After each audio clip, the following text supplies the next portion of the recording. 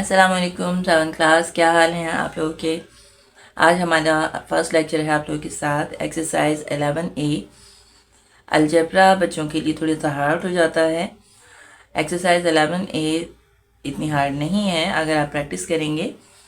इसमें वो आपसे कह रहे हैं कि सॉल्व द फॉलोइंग इक्वेशन।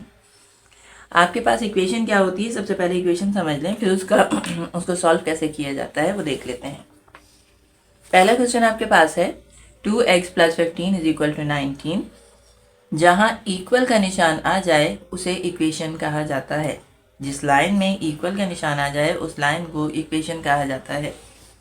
लिहाजा इस वक्त आपके पास क्वेश्चन नंबर 1 में 2x + 15 = 19 लिखा हुआ है, यानी इक्वल का निशान आया हुआ है, ये इक्वेशन है।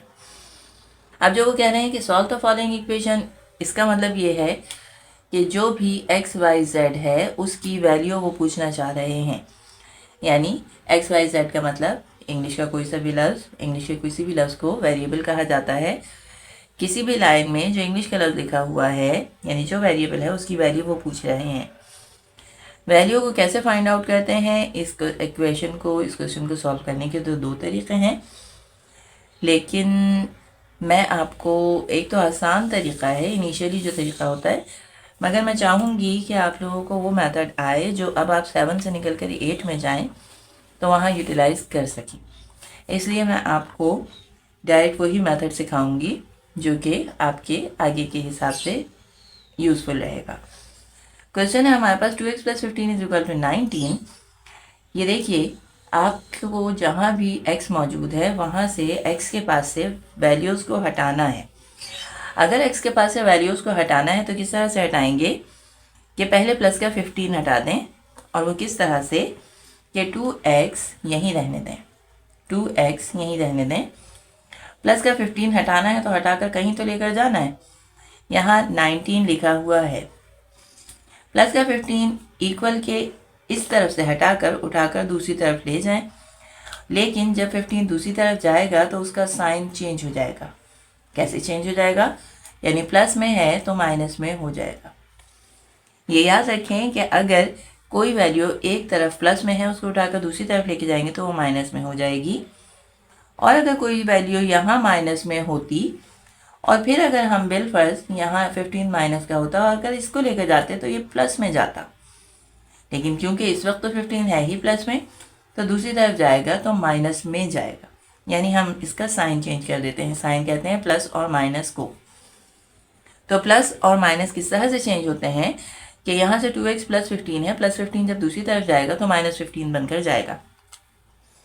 रह गया 2x = 19 में से 15 को करें माइनस तो बचा 4।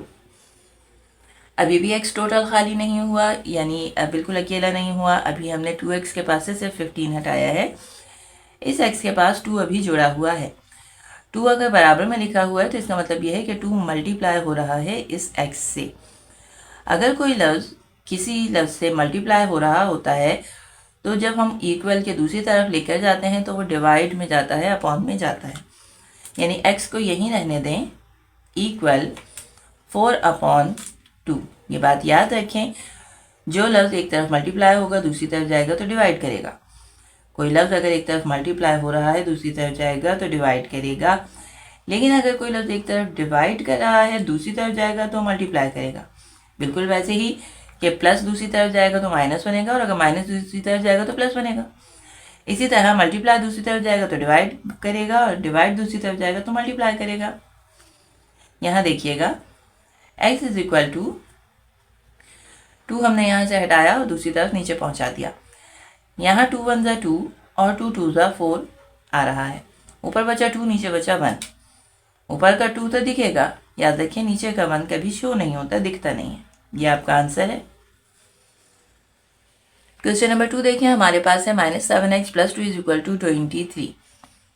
इसमें भी वही करेंगे कि x के पास से बारी बारी हर लफ्ज़ हटा देंगे। सबसे पहले प्लस की वैल्यू हटाएंगे, प्लस का 2 दूसरी तरफ पहुंचा देंगे। -7x = 23, प्लस का 2 है दूसरी तरफ जाएगा तो माइनस का 2, प्लस वाला 2 दूसरी तरफ पहुंचा तो -2 हो गया। -7x = 23 में से 2 माइनस करें तो बचेगा 21। अब ये -7x बराबर बराबर लिखे हुए हैं। यहाँ देखिए x को यहीं रहने दें। अब एक चीज़ का ख्याल रखें जो कि उन्होंने भी आपको इसीलिए दिया, ये -7 इस x के साथ जुड़ा हुआ है। जब जुड़ा हुआ कोई लफ्ज़ यानी मल्टीप्लाई होने वाला कोई लफ्ज़ दूसरी तरफ जाएगा तो अपने साइन समेत जाएगा।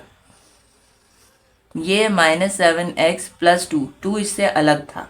जब एक अलग था, अलग वैल्यू थी, अलहदा टर्म थी, तो अलहदा टर्म जब दूसरी तरफ जाती है तो उसका प्लस या माइनस चेंज हो जाता है। ये एक टर्म है, सिंगल टर्म है, यानी माइनस का 7x एक वैल्यू है। इस एक वैल्यू को जब हम बीच में से तोड़ रहे हैं तो माइनस का 7 पूरा उठकर वहां जाके डिवाइड करेगा। -7 पूरा डिवाइड करने गया। x = 7 × 1 7, 7 × 3 = 21। ऊपर बचा 3, नीचे बचा माइनस का 1। माइनस चाहे ऊपर लिखा हुआ हो या नीचे लिखा हुआ हो, वो आपके पास सेंटर में ही होता है, बीच में ही होता है। ऊपर रह गया 3 और नीचे रह गया 1। आपको पता है कि नीचे का 1 शो नहीं होता, लिहाजा x = -3 आंसर है। आई होप आपको एक्सरसाइज 11A का क्वेश्चन नंबर 1 और क्वेश्चन नंबर 2 समझ में आया होगा। आज के लिए बस 2 ही क्वेश्चन, कल इंशाल्लाह मज़ीद 2 क्वेश्चन करेंगे। नेक्स्ट लेक्चर तक के लिए इजाज़त दीजिए, लेकिन चलते चलते आपको याद दिला दूँ कि चैनल को लाइक करें, सब्सक्राइब करें, फ्रेंड्स के साथ शेयर करें। नेक्स्ट लेक्चर तक के लिए इजाज़त, अल्लाह हाफिज़।